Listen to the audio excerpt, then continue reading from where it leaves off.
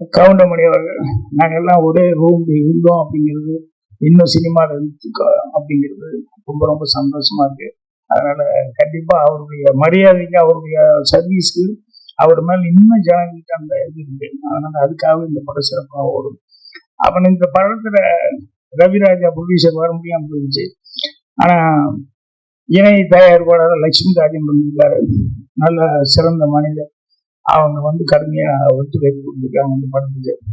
இது எல்லாத்தையும் தாண்டி இந்த படம் இன்னும் கதிரேசனும் ரஞ்சித் அவர்கள் இந்த மாதிரி இவங்க எல்லாமே வந்து படம் வெளியே வரணும் அப்படின்னு எல்லாருமே இது பண்ணியிருக்காங்க.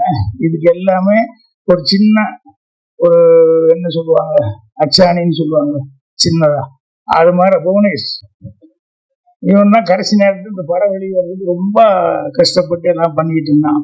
அந்த புவனேஷ் வாயா நீ யாருன்னே தெரியாது, எப்பா ஒரு சால்வு கொடுப்பா.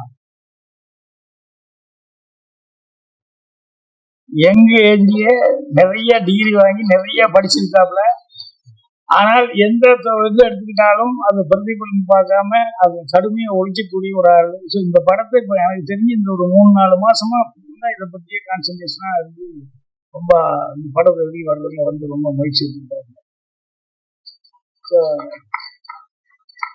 இவருக்கு நண்பர் சீமானே ரசிகமன்றாரு அவரெல்லாம் வந்து இவரு பெரிய பக்கபலமா இருந்திருக்காங்க.